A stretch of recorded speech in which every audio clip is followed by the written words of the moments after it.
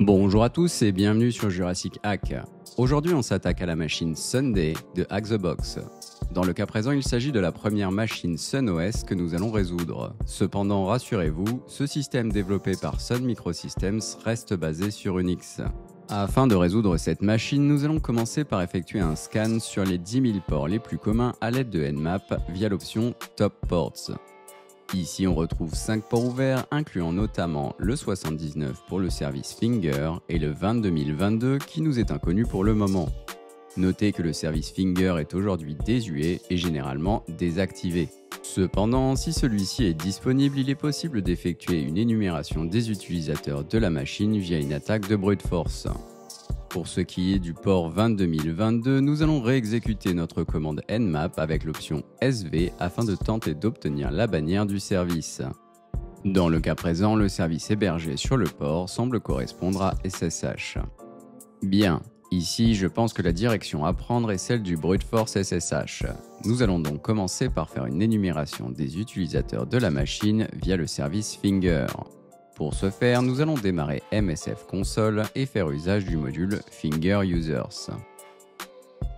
Une fois le module chargé via la commande Use, nous allons configurer l'IP de la cible à l'aide de la commande set rhosts ainsi que le dictionnaire à utiliser pour celui-ci via la commande set userfile. Il ne nous reste plus qu'à démarrer le module via la commande Run et attendre la fin de l'exécution. Ici, nous avons beaucoup de résultats, mais il s'agit principalement de comptes par défaut. Si l'on y regarde de plus près, 2 comptes sortent du lot, Samy et Sunny. Nous allons donc tenter un brute force SSH sur ceux-ci. Pour ce faire, nous allons utiliser Medusa. Il faudra cependant penser à modifier le port par défaut via l'option "-n", ainsi que demander à l'outil de s'arrêter après un résultat valide via l'option "-f".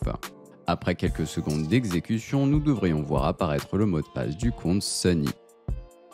Il ne nous reste plus qu'à nous authentifier via l'utilisateur Sunny et le mot de passe découvert.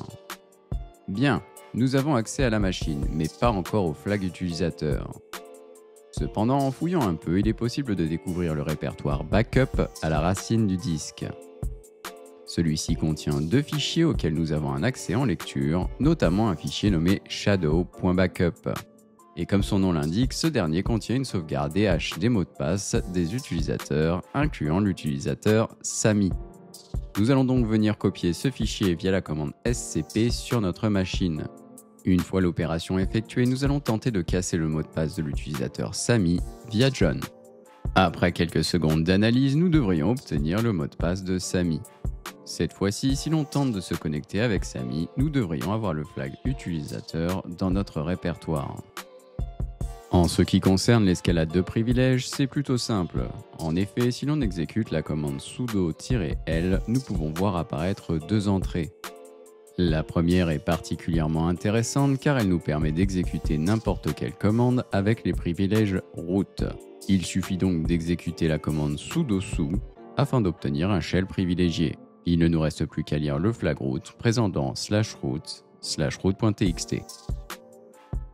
C'est tout pour aujourd'hui, j'espère que vous avez apprécié cet épisode. Si la vidéo vous a plu, n'hésitez pas à laisser un commentaire, à vous abonner à la chaîne et bien évidemment, le meilleur cadeau que vous puissiez faire, c'est de partager et d'en parler autour de vous.